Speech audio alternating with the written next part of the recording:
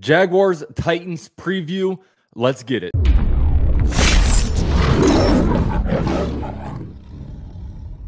Now, before we get into this preview, this video is sponsored by BetUS. BetUS, America's favorite sports book, where you can bet on everything, anytime. Sportsbook, casino, horse racing, live betting, and more. We have the best bonuses in the industry. That's right, get a 125% sign-up bonus. And to celebrate our 30-year anniversary, we are giving up to 30 risk-free bets, a truck, Super Bowl tickets, and more. Don't miss out. Play smart. Join now. BetUS, where the game begins. Now, the Jaguars in this game are 7-point favorites. The Jaguars this year are 6-3 against the spread. So, like I've been saying all year, the Jaguars, when they win, they cover. When they lose, they do not cover. And, you know, if you guys are interested in putting any money down on this game, look, BetUS is the best place to do it. They're going to give you a 125% sign-up bonus. And the great thing about BetUS is that, look, they give you fast payouts all within 24 hours. So, you know, if there's any kind of Thursday night football game you want to put a wager on to make a little bit more money before the weekend comes, you know, put some money on that, maybe double it up and have some extra fun on the weekends. So shout out to BetUS for sponsoring this video. And with all that said, let's get on to this preview. Now, the Tennessee Titans, arch nemesises. The Jaguars have a pretty bad history against the Titans. However, is it turning around? The Jaguars in 2022 swept the Titans, including a home game in Week 18 where the Jaguars pulled out these infamous towels and were able to defeat the Tennessee Titans with journeyman Josh Dobbs out there fumbling the ball to, I think it was Josh Allen, and then the rest was history. So it was awesome times, and the Jaguars in Nashville, of course, whooped them after, you know, Jack Corbin forced a fumble on Derrick Henry, and the Jaguars went crazy over there in Nashville. So hopefully it is a noontime for our Jaguars. And look, the Titans this year is a pretty disappointing year for them. They're 3-6 right now, and they are 4th in the AFC South, which is honestly not to expectations, and it's pretty surprising to me. Now, I thought the Titans, this would be a year where they should have kind of did maybe not a rebuild, but maybe a retool. It looked like the Jaguar or like the Titans last year, you know, they went through a really bad losing skid in the season. I thought maybe it's a time to, you know, cut some, you know, high priced guys, some older guys, and kind of, you know, do a year of like kind of retooling. But, you know, they decided not to. They spent some money in free agency, including signing DeAndre Hopkins. And, you know, I thought it'd be a year where they probably shouldn't have spent that much. But, you know, they went out and they did do it. And now, you know, they are suffering as they are 3-6, and, you know, they have a long way to go if they, you know, have any kind of hope to either win the AFC South or to get into the playoffs with a wild card seed. So, you know, what do they have trotting out there? Look, they have Will Levis.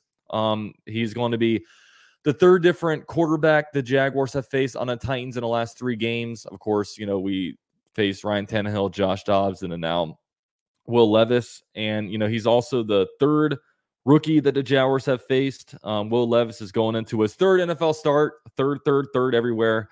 You know, Will Levis this season has 699 yards, 56% completion percentage, 4 touchdowns to 2 interceptions. And, you know, look, if you're a guy that kind of balks at those numbers, a big reason why Will Levis, his numbers are the way it is because their offensive line just isn't very good.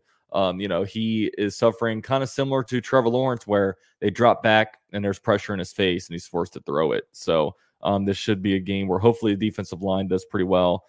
Derrick Henry, of course, is their leader in rushing, 625 yards on the ground, 4.2 yards per carry, and 4 touchdowns.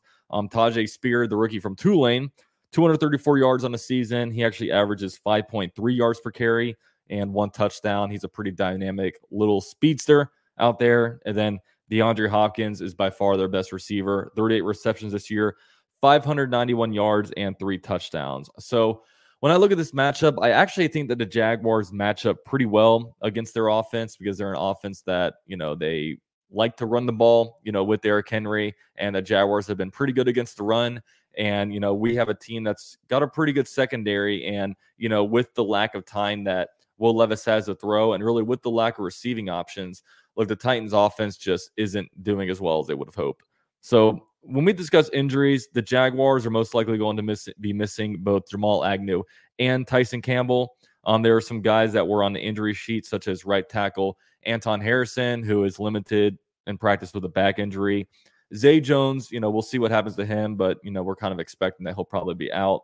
Roy Robertson Harris and Parker Washington are all we're practicing on a limited basis. So, Parker Washington is a guy that we kind of forgot about. We kind of hope that maybe he gets back into this lineup, especially with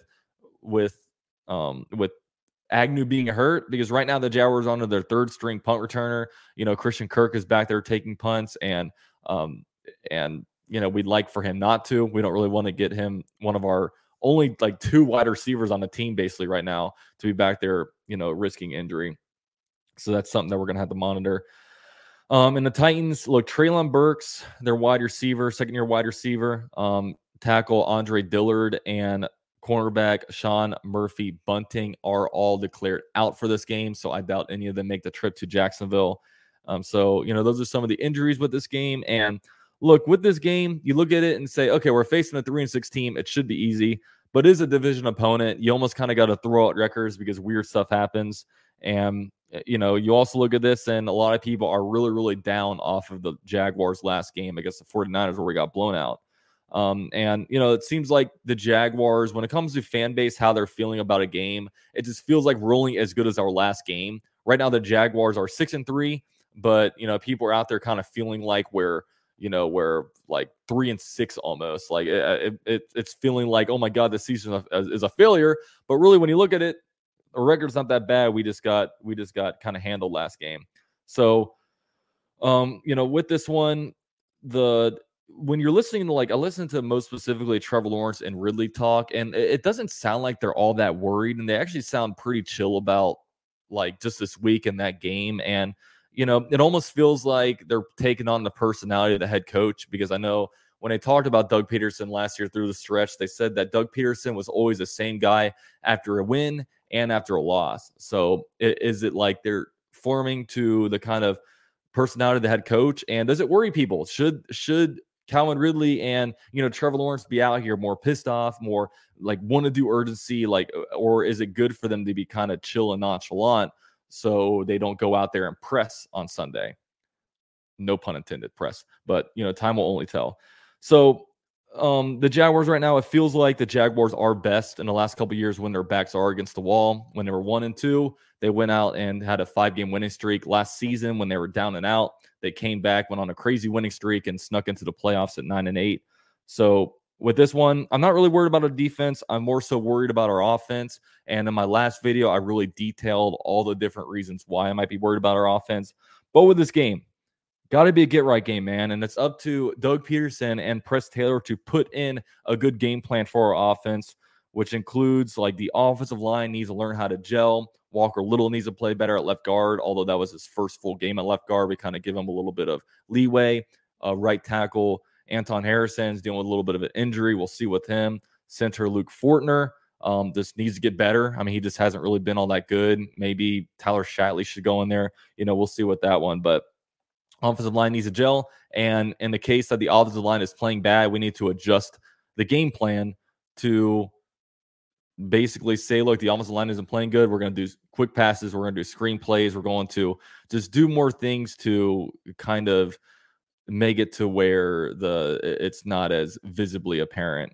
So that's one. I think they need to get creative with the wide receivers. Like I said, right now, only Calvin Ridley and Christian Kirk are the guys that are really qualified to go out there and play wide receiver right now. We're trying out there Tim Jones and Elijah Cooks, who, look, I like the guys, but they're young. They don't have a lot of experience.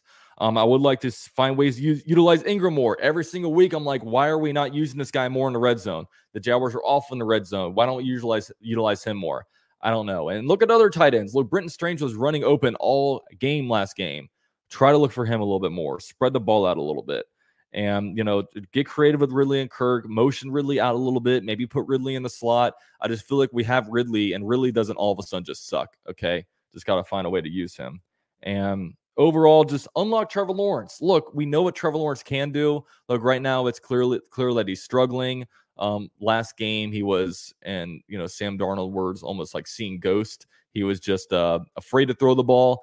He wasn't throwing to guys that were open. He was holding on to the ball for pretty long. It was just a weirdly uncharacteristic game because usually Trevor Lawrence isn't afraid to let the ball rip, but he was afraid to let it rip, and causing him to be afraid to rip, caused him to throw 2 interceptions and have a fumble. So I don't know, just a little bit scary, but unlock him. I believe in him. I think he's that dude. It's just get it out of him because right now the Jaguars are projected to be in the playoffs, but we can't be going into the playoffs with the kind of offense that we've been putting out in the field. Okay, so these are the moments where it's like, okay, we have 8 more games left to not only get some wins, but also get this offense back right. So we'll see what happens. But so with this game, my prediction brought to you by BetUS. Like I said, down below, 125% deposit bonus. The Jaguars are 7-point favorites. I predict the Jaguars to win 24-13, advance to 7-3, advance to 3-1 in the division, and we're all going to be partying like it's 1999. Thank you guys for watching. Drop a like on your way out, and go Jags.